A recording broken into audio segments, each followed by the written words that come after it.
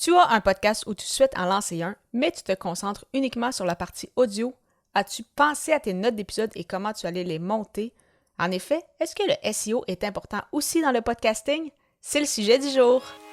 Les médias sociaux en affaires est ton rendez-vous hebdomadaire pour en connaître davantage sur les différents réseaux sociaux et les plateformes de création de contenu dans un contexte d'affaires. Chaque semaine, je répondrai à une question thématique qui te permettra d'appliquer concrètement ces conseils pour ton entreprise. Si tu reconnais l'importance et la puissance des réseaux sociaux ainsi que de la création de contenu pour ton entreprise et que tu souhaites en apprendre davantage sur cet univers, tu es au bon endroit. Je suis Amélie Delebel, travailleuse autonome dans le domaine des communications et marketing depuis février 2020. Je travaille avec les réseaux sociaux et dans la création de contenu depuis 2014. Les médias sociaux en affaires est mon deuxième podcast après Athlète Entrepreneur, lancé en janvier 2019. Bienvenue sur mon podcast.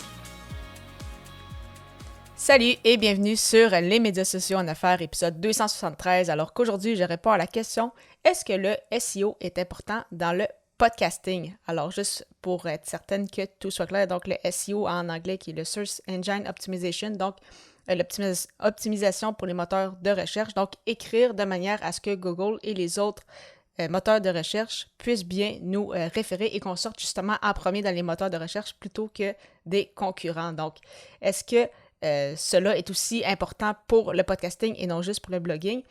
Et oui, en fait, la réponse c'est que c'est autant important pour le blogging que pour le podcasting. Donc, bien évidemment, cela inclut bien sûr les fameuses notes d'épisode et c'est pourquoi, comme avec des articles de blog, c'est fortement recommandé d'avoir au minimum 300 mots pour justement être, pour que Google juge pertinent et les autres moteurs de recherche jugent qu'il y a assez de mots pour être pertinent, pour être référencé.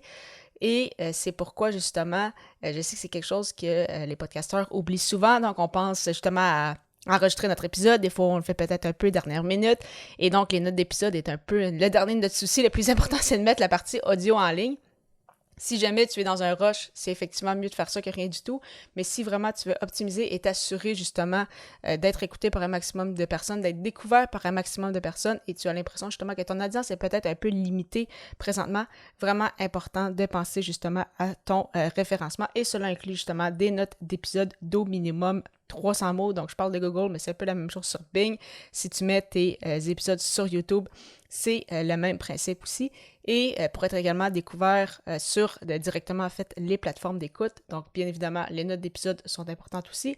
Mais c'est important aussi de penser à la description de ton podcast, donc d'essayer d'essayer de remplir le maximum possible avec des mots-clés pertinents en lien avec le sujet de ton podcast.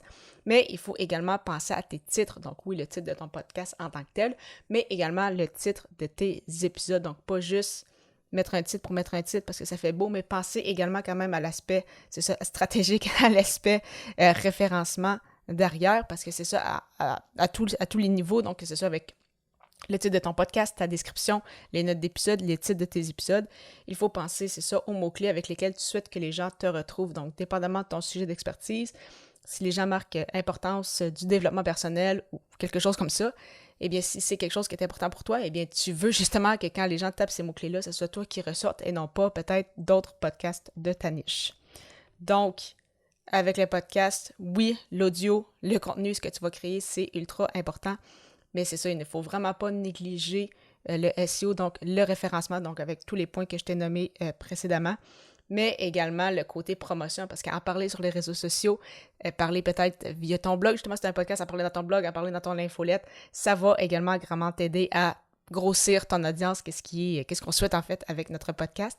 Donc, vraiment important, c'est ça, de ne pas miser uniquement sur le contenu, mais il y a également beaucoup de travail à faire autour avec un balado. Donc, oui, l'aspect promotion, mais également toujours avoir en tête, c'est ça, notre fameux référencement organique par les moteurs de recherche, mais également par les plateformes d'écoute comme Spotify, Apple Podcasts, etc. Donc, très, très important de garder cela en tête. Parlant de l'importance du SEO avec son podcast L'Hébergeur francophone, Ocha a une fonction qui peut grandement t'aider à ce niveau. Donc, Ocha, comme tu le sais maintenant, ce n'est pas qu'un hébergeur de podcast, mais c'est également un puissant outil marketing qui te permet, entre autres, oui, de planifier tes publications sur les réseaux sociaux, de créer des clips audio, de partager sur YouTube, de bâtir ta propre liste de courriels, mais également de bonifier justement ton SEO pour savoir où tu te classes sur YouTube, pas sur YouTube, mais sur Spotify, ainsi que sur Apple Podcasts avec des mots-clés que tu définis. Donc, ça te permet justement de savoir sur ces plateformes-là, où est-ce que tu te retrouves comparé à aux autres podcasts de ta niche et justement avec quels mots-clés tu veux que les gens te suivent et ainsi tu peux apporter des modifications, voir si tu montes ou tu descends justement dans les classements. Donc vraiment Ocha qui est je le mentionne assez souvent, mais c'est vraiment un super hébergeur de podcast si tu n'es pas encore dessus. Et en plus, c'est ça, il s'agit d'une plateforme francophone avec un super service à la clientèle. Alors si jamais tu as des questions ou autres, vraiment Ocha est là pour t'aider. Donc pour l'essayer à ton tour, simplement aller au anniedelabel.com/Ocha AUSHA. Et au plaisir de te retrouver à l'épisode 274, alors que le sujet sera « Quel réseau social prioriser avec ta création de contenu? » À très bientôt!